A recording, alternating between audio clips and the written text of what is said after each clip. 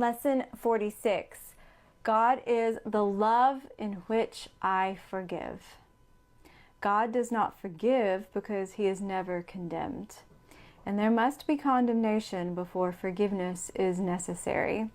Forgiveness is the great need of this world, but that is because it is a world of illusions.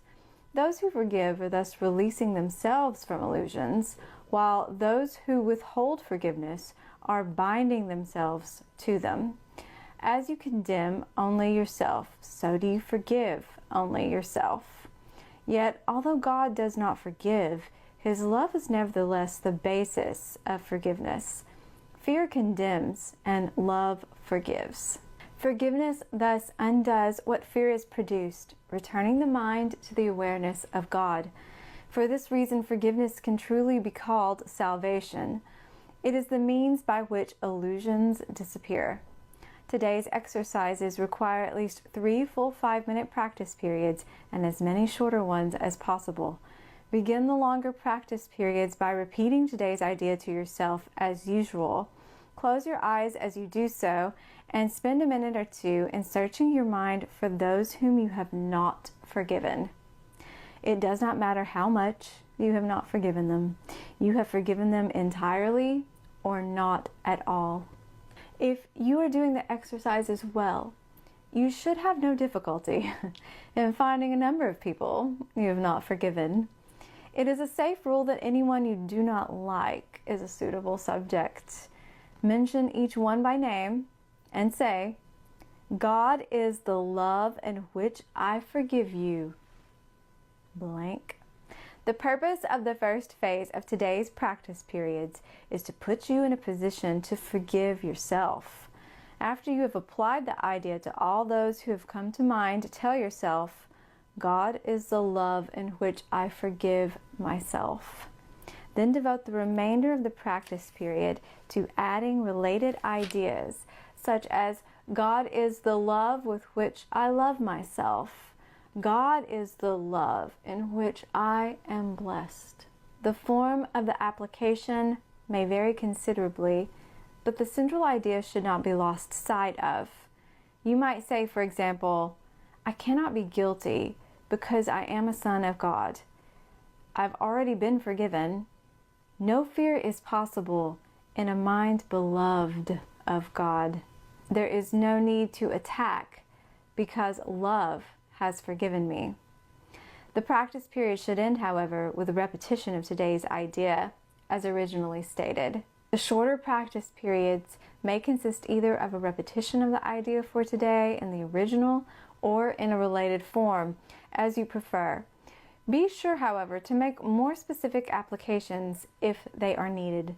They will be needed at any time during the day when you become aware of any kind of negative reaction to anyone, present or not. In that event, tell him silently, God is the love in which I forgive you. God is the love in which I forgive. When we think about forgiveness, do we really consciously think about it being an act of love? Do we? I know for me, I don't think I really did for a long time. It felt like something I should do. It felt like the good girl thing to do. It felt like I could decide. I could withhold forgiveness and it was totally justified for certain situations. Or I could be so forgiving because I was such a good person. And the Course says you either forgive someone or you don't.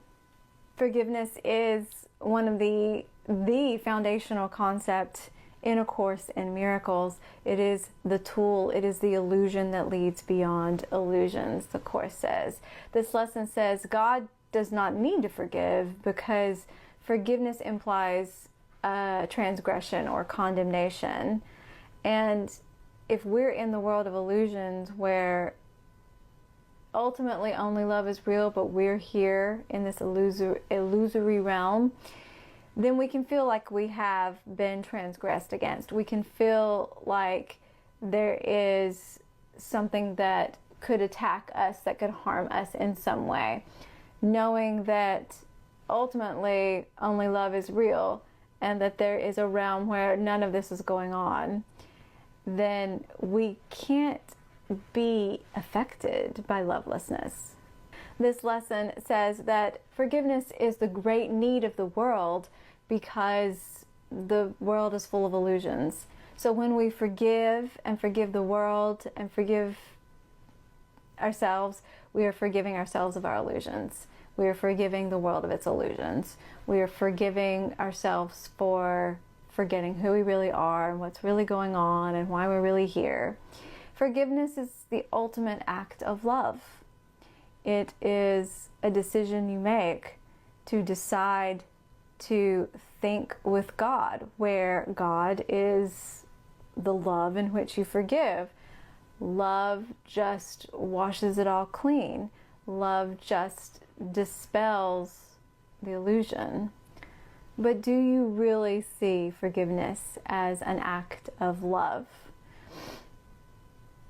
The Course would say it's the ultimate act of love, that you are freeing yourself by freeing someone else of the illusory thoughts and perceptions you would have about them. Therefore, you're seeing the truth in them. Therefore, you're seeing the truth and fortifying that truth within yourself. God is the love in which I forgive. This lesson is talking about going to that place within your mind of questioning, who am I not forgiving? Who have I not forgiven? Because what I know for sure about metaphysics is that if there is a withhold of love anywhere, there is a withhold of love everywhere. There are no categories, there are no levels. In metaphysics, it's either, like it says, you've either forgiven someone or you haven't. There's no categories and depths and levels and degrees. There's either love or lovelessness, a lack of love. It could be about your career, it could be about work, it could be about friends, it could be about money, it could be about, name anything.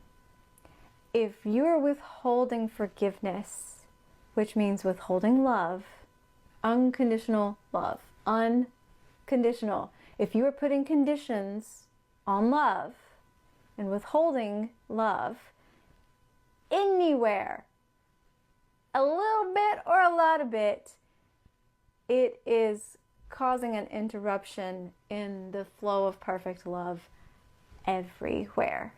So whatever it is, the question is always, who have I not forgiven?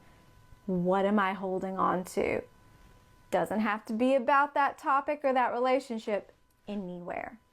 Another thing I know for sure is once you start practicing this and you start to see how forgiveness releases all of these areas of your life that were kind of stuck because you were withholding love for whatever reason, or holding on to the past, not letting it be reborn.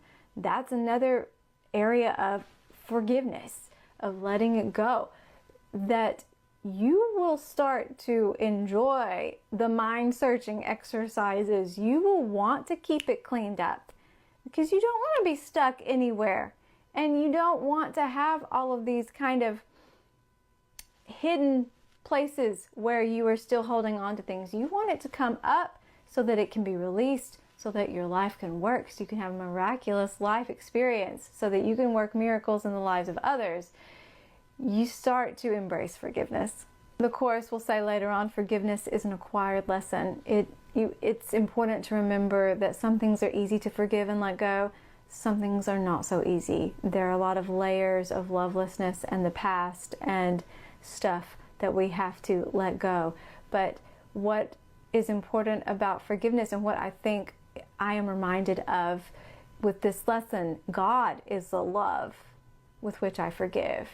It's not you don't have to find that strength to just ultimately forgive and let go everything like that within you.